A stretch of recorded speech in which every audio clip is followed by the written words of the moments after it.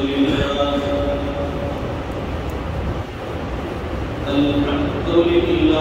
وكفى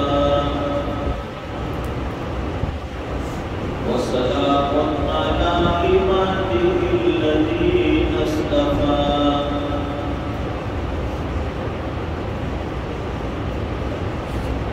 خصوصا على أفضلهم وخاتم النبيين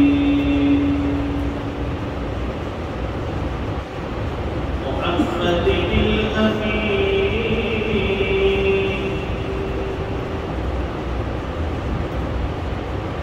وعلى آله وأصحابه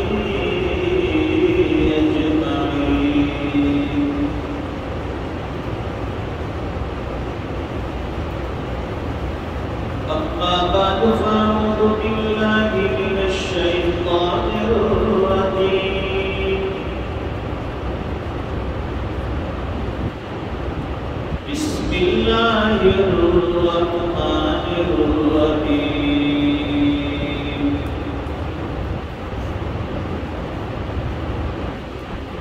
سبحان الذي أسرى بعبده ليلا من المسجد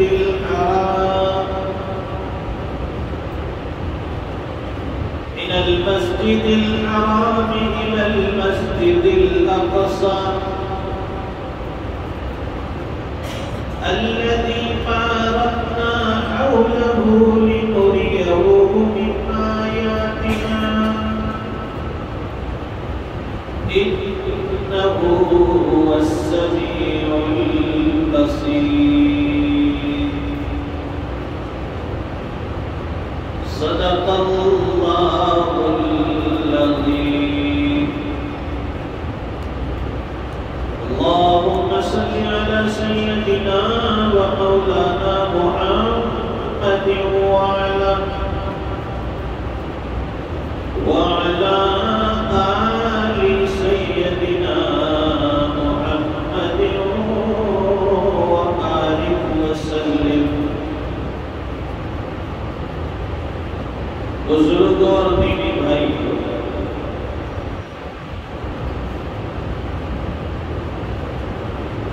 اس سے پہلے حضور پاک صلی اللہ علیہ وسلم کی معراج پر گفتگو چل رہی ہے.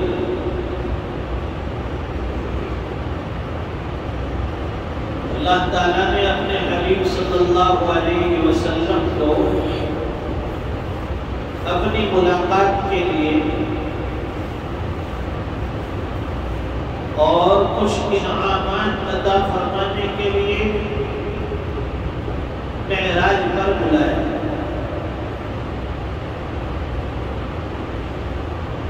مختصر عرض یہ ہے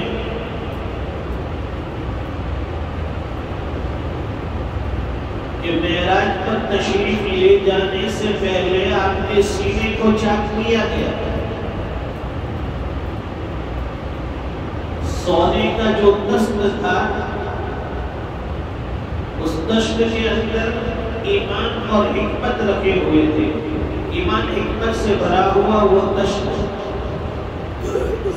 وہ سارا ایمان اور حکمت حضور پاک صلی اللہ علیہ وسلم کے قلب اطہر میں ڈال دیا.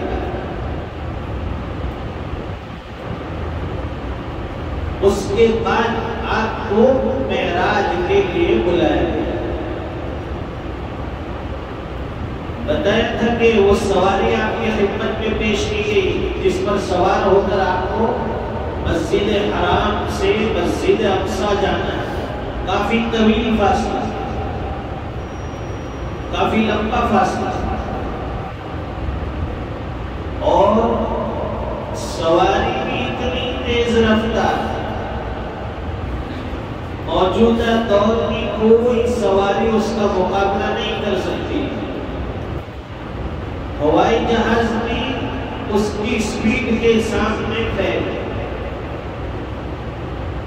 وہ براق جو جانور لایا گیا اس کا ایک قدم یہاں پر اور دوسرا قدم منتہائے نگاہ انسان کی جہاں تک نظر جاتی ہے وہاں اس کا دوسرا قدم. اتنی تیز رفتار سواری کا۔ حضور پاک صلی اللہ علیہ وسلم کو براق پر سوار کیا گیا۔ اللہ کے نبی صلی اللہ علیہ وسلم اس براق پر سوار ہو کر مسجد حرام سے مسجد اقصی پہنچے۔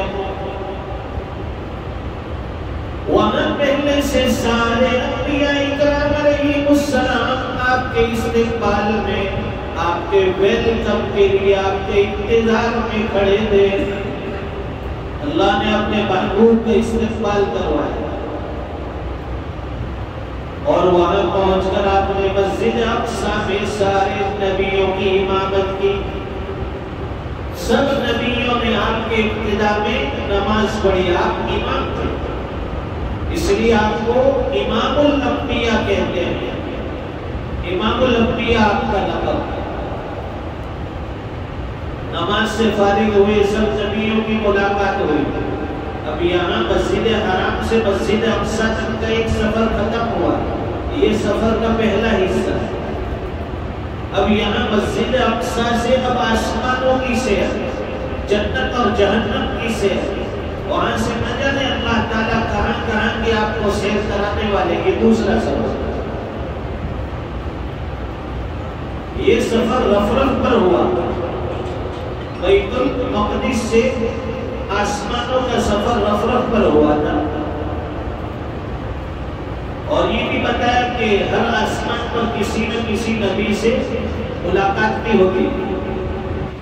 پہلے آسمان پر حضرت آدم علیہ السلام سے ملاقات ہوئی، دوسرے آسمان پر حضرت عیسیٰ علیہ السلام، حضرت یحییٰ علیہ السلام سے ملاقات ہوئی، تیسرے آسمان پر حضرت یوسف علیہ السلام سے ملاقات ہوئی، چوتھے آسمان پر حضرت ادریس علیہ السلام سے ملاقات ہوئی، پانچویں آسمان پر حضرت ہارون علیہ السلام سے ملاقات ہوئی، چھٹے آسمان پر حضرت موسیٰ علیہ السلام سے ملاقات ہوئی، ساتویں آسمان پر حضرت ابراہیم علیہ السلام سے ملاقات ہوئی۔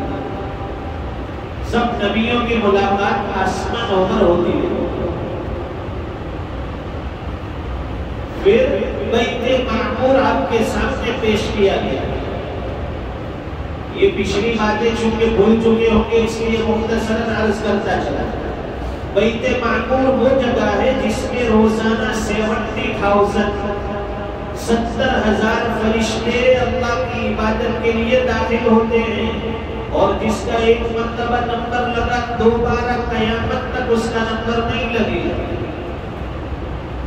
بیت معمور آپ کے سامنے پیش کیا گیا، پھر وہاں سے آپ کو آگے سدرۃ المنتہا تک لے جائے گا، اور بتایا تھا کہ سدرۃ المنتہا حضور پاک صلی اللہ علیہ وسلم فرماتے ہیں کہ اس درخت کے پتے اتنے بڑے تھے جیسے ہاتھی کے کان ہوتے، اور اس کے پھل اتنے بڑے بڑے جیسے مٹکے ہوتے۔ سدرۃ المنتہا کی جڑ میں حضور پاک صلی اللہ علیہ وسلم نے 2 نہریں دیکھی، 4 نہریں دیکھی، 2 ظاہری 2 باطنی۔ حضرت جبرائیل سے پوچھا کہ یہ کیا چیز ہے؟ حضرت جبرائیل علیہ السلام نے عرض کیا ہے اللہ کے نبی، یہ 2 ظاہری نہریں ہیں، یہ نیل اور فرات ہیں، اور 2 باطنی نہریں، یہ جنت کی نہر ہیں۔ سدرۃ المنتہا سے آگے پھر اللہ کے نبی تشریف لے گئے، اللہ کا دیدار ہوا، اللہ سے ملاقات ہوئی۔ محبوب نے اپنے پروردگار سے نہ جانے کیسی سرگوشی کی ہوگی اور کس طرح ہم کلامی کی ہوگی۔ وہاں بلا کر آپ کو سب سے عظیم تحفہ نمازوں کا دیا گیا، دوسری عبادتیں زمین پر ملتی رہی، روزے زمین پر آئے حکم نازل ہوا، زکوٰۃ زمین پر آسمان سے وحی آتی رہی، حج یہ بھی وحی کے ذریعے فرض ہوا، لیکن نماز جیسی عبادت اور اتنا عظیم تحفہ اللہ تعالیٰ نے زمین پر نہیں دیا بلکہ اپنے محبوب کو آسمان پر بلایا اس قیمتی تحفے کے لیے، اور بتایا کہ 50 نمازیں دی تھی پہلے۔ حضرت موسیٰ علیہ السلام نے راستے میں ملاقات ہوئی تو مشورہ دیا تھا کہ میں نہیں پڑھ سکی، اس سے پہلے میں امت کو آزما چکا ہوں، اتنی عبادتیں وہ نہیں کر سکی۔ حضرت موسیٰ علیہ السلام کے مشورے سے پھر گئے، 5 نمازیں کم ہوئی، پھر واپس آئے، 45 ہوئی، پھر بھیجا 40 ہوئی، پھر واپس آئے، پھر بھیجا 35 ہوئی، کم ہوتے ہوتے 35 کے 35 سے 30، 25، 30، 15، 10، 5 رہ گئے۔ حضرت موسیٰ علیہ السلام تو اور بھی کہتے تھے کہ اور جائیے اور کم کروائیے۔ حضور پاک صلی اللہ علیہ وسلم نے فرمایا کہ اب مجھے حیا آتی ہے، کم کرا کے کتنی مرتبہ جا چکا ہوں، 5 نمازیں تھی وہ 5 رہ گئی، لیکن اللہ کا حکم ہے ما يبدل القول لدي وما انا بظلام للعبید۔ ہمارے یہاں باتیں بدلا نہیں کرتی، ہمارے یہاں وعدہ خلافی نہیں ہوتی، جو پہلی مرتبہ بتا دیا وہ بتا دیا۔ نمازیں کتنی فرض ہوئی تھی؟ 50، لیکن ادائیگی کتنی کرنی ہے؟ 5 کی۔ ثواب کتنے کا ملے گا؟ 50 کا۔ تو بچے گوبیاں کھلتے رہتے کہ چل 3 منچیاں میں رکھتا ہوں، وہاں سے دور سے اس کو مار، ایک لگے تو 1 کا 5، 1 کا 10۔ تو یہاں اللہ نے بھی بتایا کہ نماز 1 پڑھیں گے ثواب 10 کا تو 5 پڑھیں گے ثواب 50 کا ملے گا۔ وہاں 3 تحفے ملے، 3 انعام ملے، ایک 5 وقت کی نماز، دوسرا تحفہ سورہ بقرہ کا آخری رکوع۔ ہر مصیبت میں، ہر تکلیف میں، ہر پریشانی میں، ہر بیماری میں، ہر دکھ درد غم میں اس رکوع کو یاد کر لیجیے، اس کو پڑھ لیجیے، اس کو عمل کیجیے، دم کیجیے، پانی پر پھونک کر اس کو پی لیجیے، ساری بیماری ختم، ساری تکلیفیں ختم۔ سورہ بقرہ کا آخری رکوع آمن الرسول سے اخیر کر، یہ بھی انعام میں ملا ہے۔ اور تیسری چیز یعنی تیسرا انعام جو ملا وہ اس امت کے لیے شرک کے علاوہ سارے گناہوں کی بخشش کا وعدہ۔ شرک معاف نہیں ہوتا، اس کے علاوہ کتنے بھی بڑے گناہ ہوں گے، بندہ توبہ کرتا ہے اللہ اس کے گناہ کو معاف فرما دیتا۔ حضور پاک صلی اللہ علیہ وسلم وہاں سے جنت کی سیر کی، جہنم کو بھی دیکھا، واپس آئے، معراج ہو گئی رات کے ایک حصے میں۔ بعض مورخین نے لکھا ہے کہ آپ معراج میں جس وقت تشریف لے گئے تو گھر کا دروازہ جو کھلا تھا اس پر جو اس کی زنجیر لٹکی ہوتی ہے نا، دروازے کے اوپر لاک لگانے کے لیے جو زنجیر، ہم اس کو سکل کہتے ہیں، وہ زنجیر لٹکی تھی، وہ زنجیر بھی ابھی ہل رہی تھی، دروازہ کھولتے وقت وہ حرکت کرتی ہے، جب آپ گئے تو وہ زنجیر ہلتی تھی، واپس لوٹے تب بھی وہ ہل رہی تھی۔ اتنے مختصر وقت میں آپ نے 7 آسمانوں کی سیر کی، جنت جہنم کی سیر۔ واپسی پر آپ نے صبح میں قریش مکہ کو معراج کی خبر سنائی کہ میں رات کو مسجد حرام سے مسجد اقصی گیا، وہاں سے پھر 7 آسمانوں کی سیر کی، جنت جہنم کی سیر کی، فلاں فلاں میں نے دیکھا۔ اور یہاں تک کہ قریش کا ایک قافلہ جو ملک شام سے تجارت کر کے واپس لوٹ رہا تھا، راستے میں حضور پاک صلی اللہ علیہ وسلم کی ملاقات ان سے بھی ہوئی۔ یہ معراج کا واقعہ قریش کے سامنے رکھا، وہ لوگ تو مسخری کرنے لگے، حضور پاک صلی اللہ علیہ وسلم کا مذاق اڑانے لگے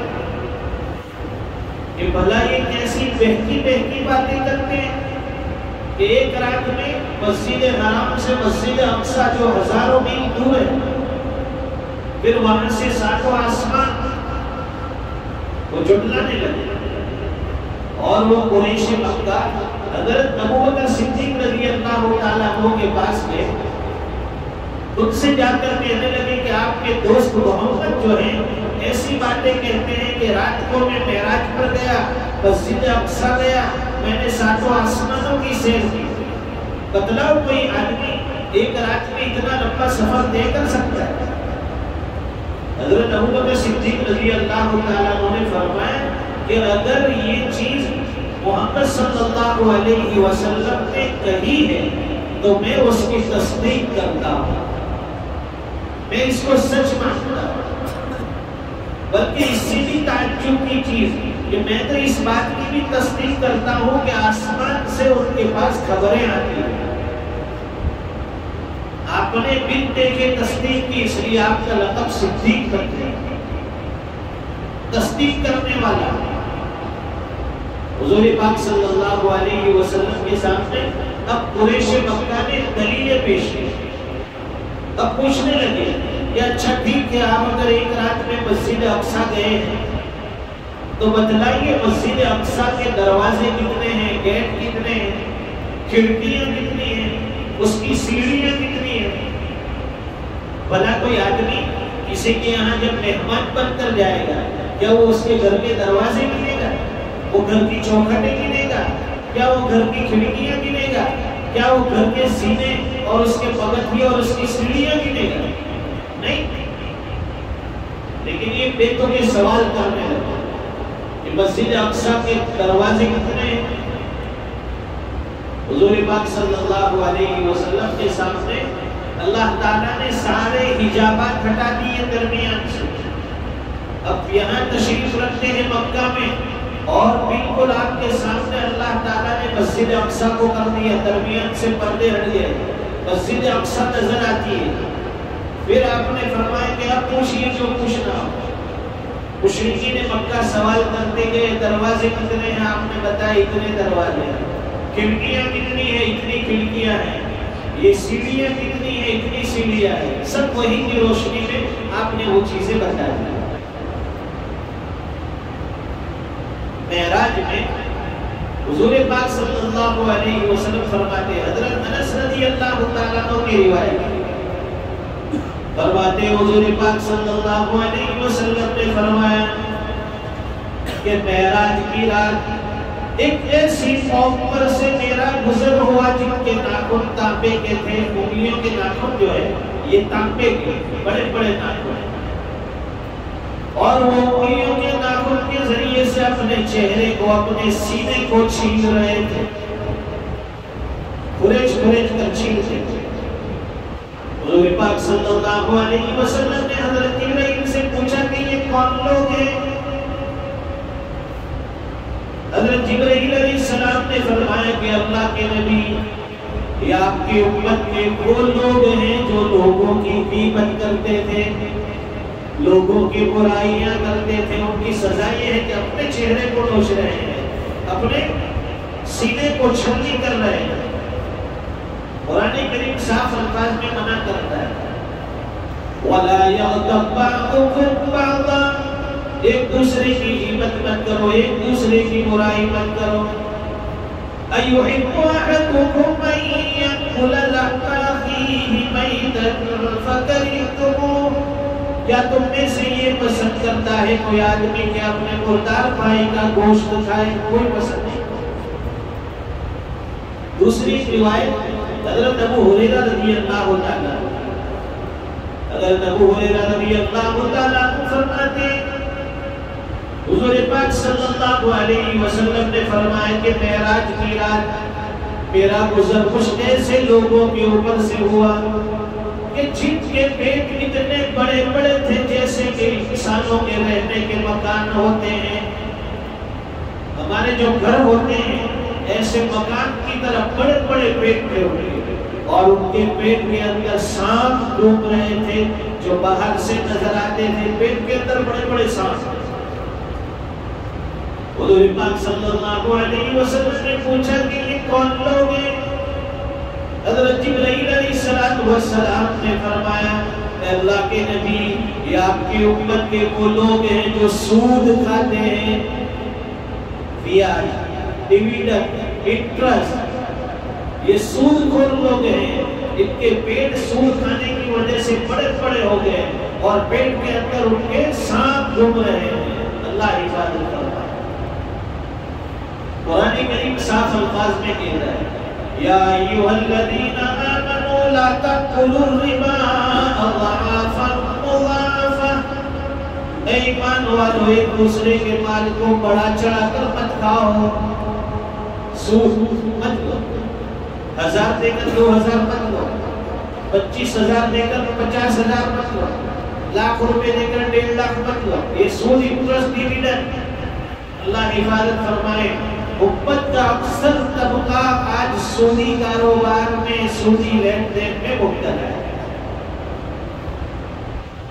اور ایک روایت ہے حضور پاک صلی اللہ علیہ وسلم نے فرمایا معراج کی رات میرا گزر کچھ ایسے لوگوں پر ہوا کہ جن کے سروں کو پتھروں سے کچلا جا رہا تھا، پتھروں سے کچلنے کے بعد وہ سر دوبارہ پھر بھی ویسے ہی ہو جاتے تھے جو پہلی حالت میں، پھر ان کو پتھروں سے کچلا جاتا۔ حضور پاک صلی اللہ علیہ وسلم نے پوچھا کہ جبرائیل یہ کون لوگ ہیں؟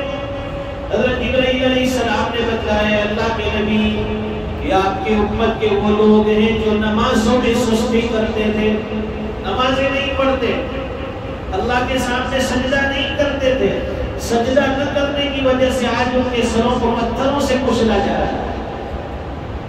سر میں اگر کوئی چھوٹا سا پتھر مار دے ہمیں کتنی تکلیف ہوتی ہے، وہاں جہنم کے اندر پتھروں سے ہمارے سروں کو، بے نمازیوں کے سروں کو کچلا جائے گا۔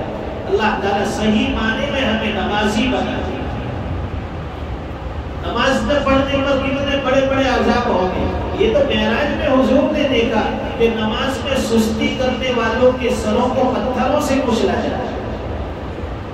اور ایک روایت میں حضور پاک صلی اللہ علیہ وسلم فرماتے معراج کی رات میرا گزر ایک ایسی قوم پر سے ہوا کہ جن کی شرمگاہ ہے وہ شرمگاہوں پر آگے اور پیچھے چیترے لپٹے ہوئے، شرمگاہ پر آگے بھی اور پیچھے بھی چیترے لپٹے ہوئے، اور وہ اونٹ اور بیل کی طرح چل رہے ہیں، جہنم کے اندر کانٹے، خاردار درخت اور جہنم کے پتھر کھا رہے ہیں۔ حضور پاک صلی اللہ علیہ وسلم نے پوچھا جبرائیل یہ کون ہے؟ حضرت جبرائیل علیہ السلام نے بتایا اللہ کے نبی یہ آپ کی امت کے وہ لوگ ہیں جو اپنے مال کی زکات نہیں دیتے تھے۔ زکات دینے میں شرم آتی ہے، زکات دینے میں بوجھ پڑتا ہے۔ یہ رمضان کا وقت آ گیا ہے، زکات نکالو، اپنے مال کی صحیح طور پر زکات نکالو، ورنہ وہاں جہنم کے اندر بڑے بڑے عذاب تیار ہے۔ اللہ حفاظت کرتا ہے۔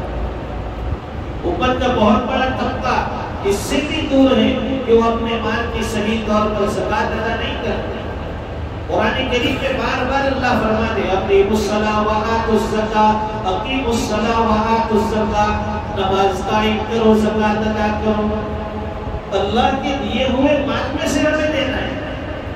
ہمارے پاس کچھ نہیں تھا، دنیا میں آئے تھے خالی ہاتھ، جائیں گے خالی ہاتھ، جو دیا اللہ کا دیا ہوا ہے تو استعمال کرتے ہیں، اللہ کا دیا ہوا ہے، پھر اللہ کے دیے ہوئے مال میں سے اللہ کے بندوں کی مدد کرنی ہے۔ انفاق فی سبیل اللہ، اللہ کے راستے میں خرچ کرنا ہے، اس پر سستی نہیں ہونی چاہیے۔ ایک سال اگر آپ زکات نکالیں گے، جتنی زکات نکالیں گے آئندہ سال رمضان میں اللہ تعالیٰ آپ کو اس سے زیادہ زکات نکالنے والا بنائے گا، یعنی آپ کے مال میں بڑھوتری ہوگی۔